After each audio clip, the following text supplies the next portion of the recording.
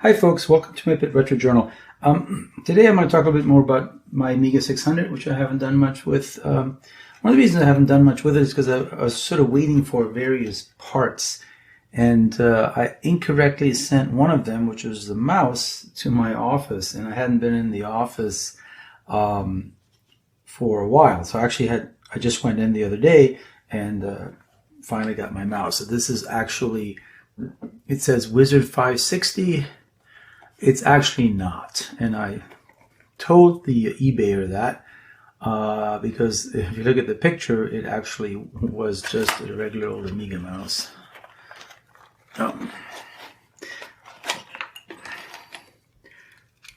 Just a 2-button Amiga mouse.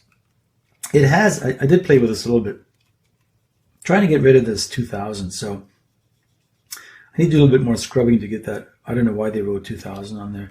Maybe it was for Amiga 2000, but so this is a mouse for an Amiga, and it actually the right button, I guess it works, does it? Yeah, but the left button doesn't. So I'm going to open this up today.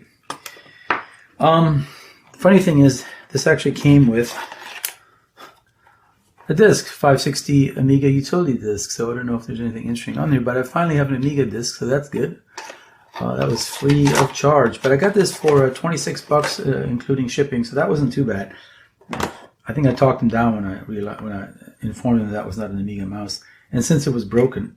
But anyway, these things usually cost about 50 bucks, so happy that I got this for so cheap.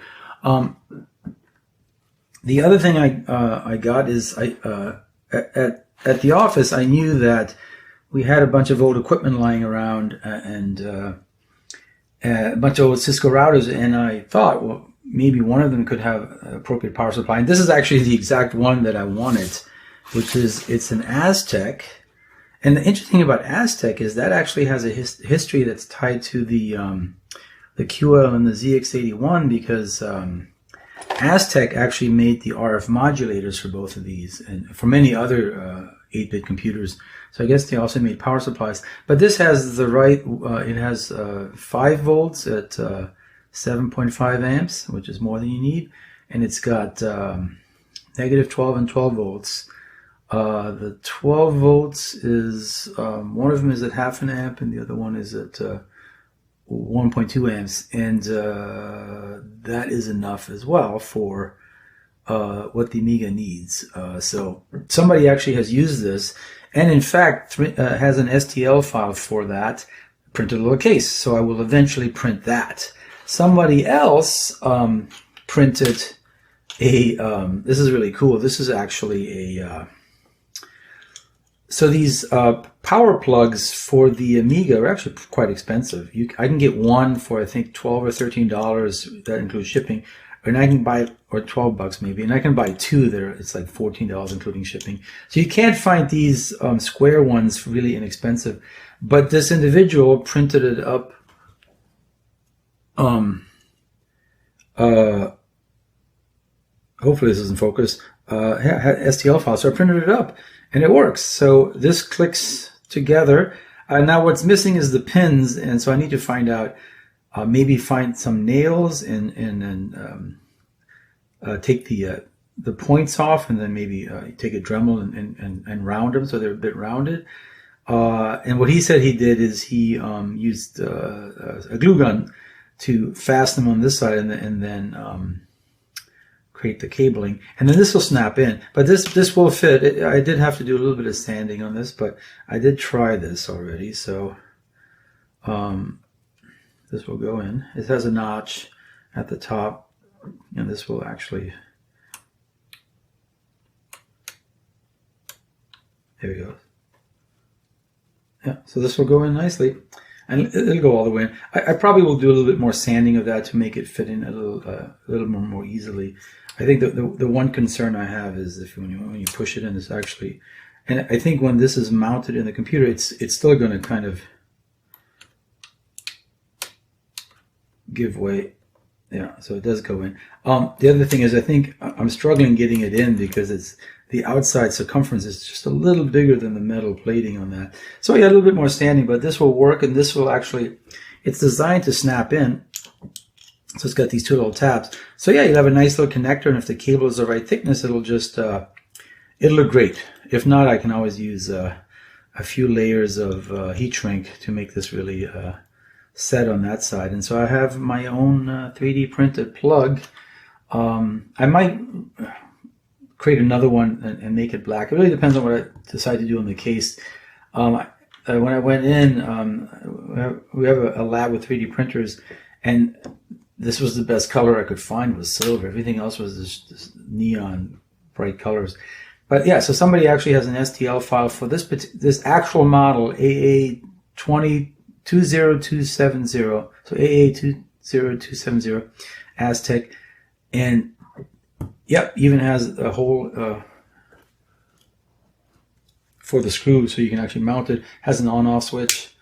Needs just a standard cable on this side, and then I'll have to build my own cable here, but that's fine. Has all the voltages, and that would be a project. I'm not going to do that today, but so I have my power supply. And again, I tend not to do these projects live with you guys watching because it just doesn't work very well with my camera. So I will go through sometimes and show you what I've done, but I don't necessarily do them live. I will take the mouse apart today. Speaking of, let me move my, how can I do this? Let's see, I have, maybe I'll do this, and I'm going to move my back here so I don't scratch anything.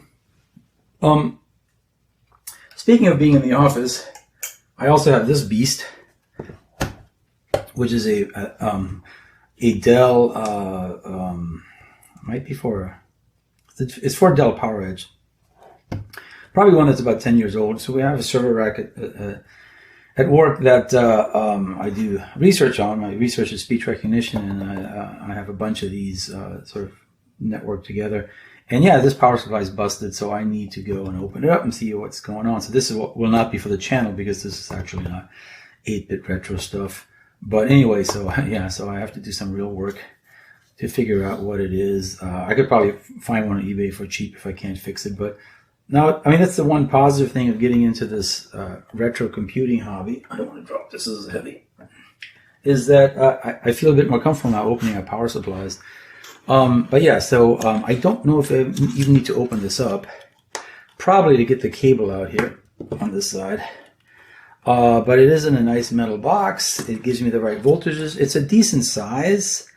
Yeah, it's not too big. I mean, I think if you buy them, you can buy them for like $50. You know, they might be just a tad smaller, but the fact that there's a case for this printed, and it's free, because we had a whole bunch of these old Cisco switches that we've had forever, and they're not being used. They're used more as a teaching tool, and some of them are in disrepair with other things, so I just opened one up and took the power supply out. And it's used for parts anyway, so there's a nice part, and yeah, this is a nice size power supply. Could even stay like this, just in the metal case, but yeah, maybe printing the plastic case for it. I might redesign it to add some holes, because the person that did this did not, so I'm not sure about the heat dissipation, but it seems like I looked at the actual Amiga's power requirements, and this has, it doesn't require 1.2 watts or 1.2 amps for the 12 volt one. So, and it doesn't require 7.5 volts for the 5 volt, 7.5 amps for the 5 volt one. So it has plenty of amps, so it shouldn't overheat, is what I'm saying. But I'll give it a try like this, and then eventually I'll print the case for it. So anyway, so I've got all these things, and so the one thing I want to do today is just open this thing up to see what, if I can, all right, let me do that. And maybe I will zoom in the camera. All right, here we are. So it's got a couple of screws, and I've got a screwdriver. So let's get to it. Hopefully this will come apart. Probably should have watched the video on YouTube, but hey, I'm a YouTube creator. I don't watch videos. I make them, right? Oh, I gotta break the seal. Oh, there's always, like, if they haven't been opened up, you gotta use some force. But here we go. It's coming out. All right, good. And they're pretty rough. It's definitely been in there a long time. Okay, so I probably want to take the ball out. So it's dirty. Oh yeah, it's got lots of crust on there. Wow, yeah, I remember having to clean the crust off of my wheels. Let me just take a closer look off camera. Yeah, they got a lot of crud on them. They'll need to remove it. I'm not going to show it to you. Okay, so let's hope that, let's see how this comes apart. I'm not going to jam a, I'm hoping that, oh yeah, okay. Usually, oh, there's a tab right there. That's how it is, okay. Don't like breaking things. There we go. It's not too bad. And there's probably some tabs by the, there we go. It's just, well, that came out easily. Okay, here's my mouse. Oh, interesting that the top part is made up of just, so these are barely connected to the plastic, given movements, and then there's another plate, and it's that other plate that actually snaps. Yeah, it's the other plate that snaps in. So this snaps in here, and then the other plate, and these are free floating. That's interesting. Yeah, pretty cool. I'm going to try to clean this off as best I can. But I just wanted to kind of look in here to see what... Here's my switch.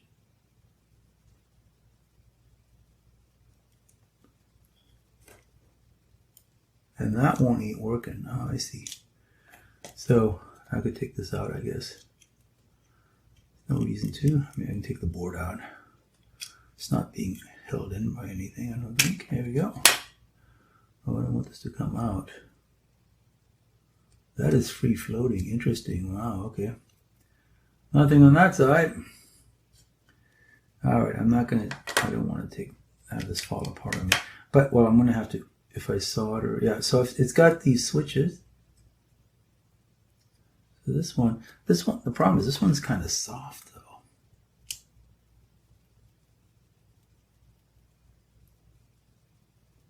I might replace both switches. Do I have any? Let me check. I got my...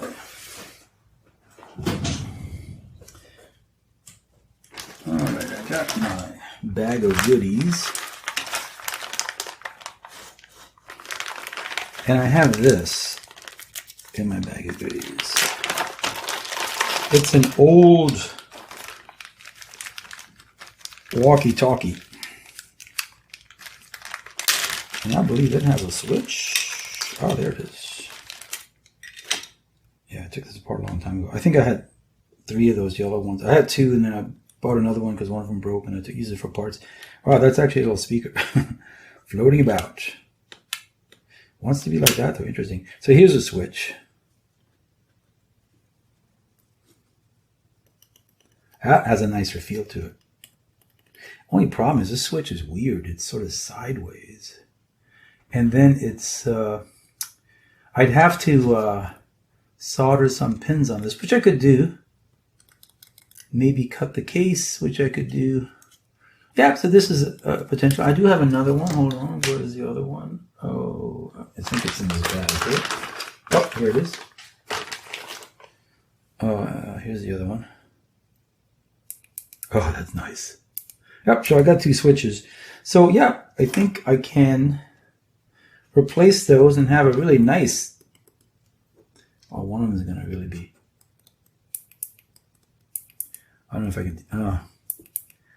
Problem is... This one is... Maybe it's because it's... I'm thinking maybe because it's soldered down and it's just muting the sound, the tone of it. Let's see. Let's see what we got here.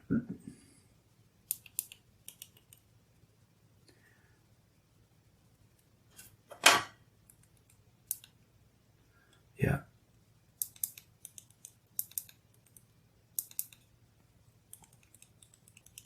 Yep, I have to play with that. But so I have 2 switches, and I think I'll use them to replace the. I even got a potentiometer here. bunch of other cool gadgets on this walkie-talkie. Again, I still have the other two. They're waterproof. They don't have any fancy features like lockout codes, but but anyway, so I have the switches. I always like to reuse old stuff. So projects ahead for me is, I think this is going to be an easy fix. Then I need to wire this up and find some pins for this. And I will be able to finally boot this beast. When I bought it, it worked. I have a disk and a disk drive. I also have some cables that I've procured. Didn't show you those. Got a disk cable. And again, this was the old parts bin in the office. I found an old power. I need this for the disk drive, and I have another one. So I just need to create a cable that plugs into here into the disk drive. Then, so just gotta not screw that up. Hopefully, but I'll make sure that I don't. I mean, they're all marked. So I have I don't know how long the cable is. Either I need to splice this to the other side. Where is the other cable? That's the question.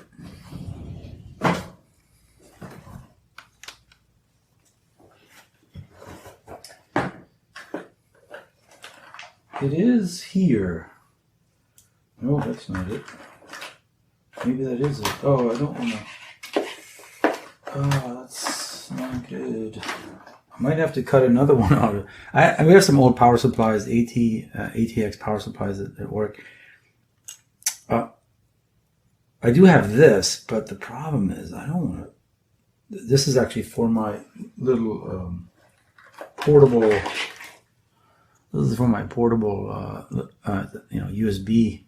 I can do IDE and other things, and it goes here. I don't want to ruin that, so I think I need a second one of these. And I think there is another power supply that. And you only need this if you're going to put old floppies in these, and so I think that'll be fine. But anyway, so I thought I'd give myself enough cabling because I cut them out together. And I can always put this back if I'm not using it. A little bit of heat shrink and it'll be fine. Back to the power supply. All things that I wouldn't put on the channel since it's not really relevant to 8-bit stuff. But yeah, so I got this. I want to have this. I'm pointing to. It's off camera. I'm pointing to this.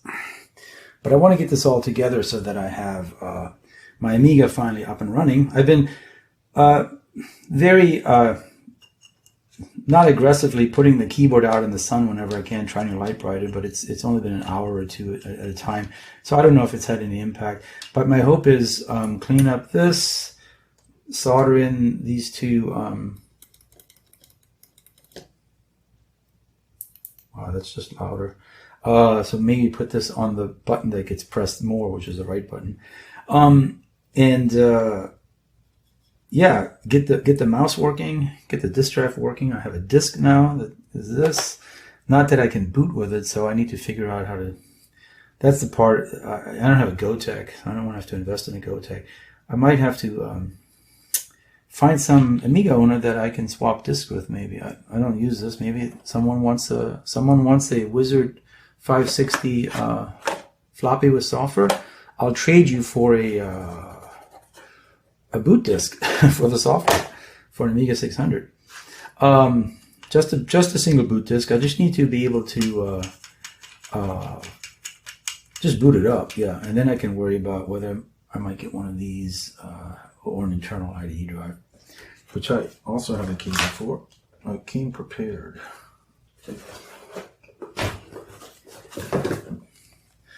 I think that is a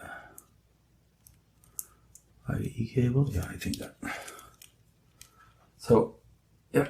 So I have one of these as well. So like I said, I scavenged and scrounged. I scavenged and scrounged. I keep forgetting that in focus mode, so you don't get to see everything. Let me unfocus.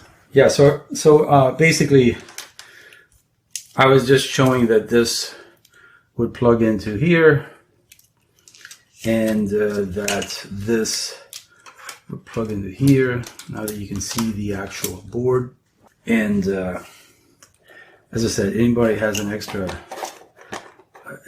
wants to swap me for this Wizard Old Mouse 560 utility disk and get me a bootable floppy for an Amiga 600, I'd love to do that.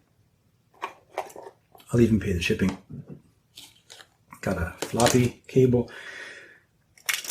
Got to build that. So I've got quite a bit. It's getting a little messy here, but it's good. I want to get my Amiga up and running and booted. That'll be exciting. So next time you see me, hopefully I've made progress in getting my power to work and getting all the cables to work, having a mouse work, and then just my next Amiga video will be my first boot up. And hopefully this thing still worked. It worked when I bought it because I saw the video. Well, I saw images of it. I mean, the buyer had a good rating. So I'll end there today. So it's a little bit of a mess, but yeah, this is my Amiga 600 project to get it up and booting, and trying to avoid buying the farm by buying everything out there and just doing it myself. So obviously I didn't build my own mouse, but I got a $26 mouse for it.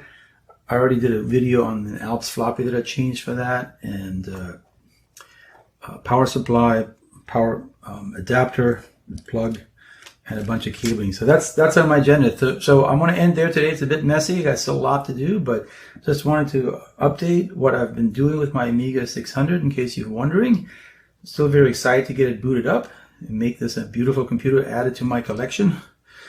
Yeah, hopefully next time you see me, I'll have a semi-working Amiga 600. So thanks for joining me today, and I'll see you soon.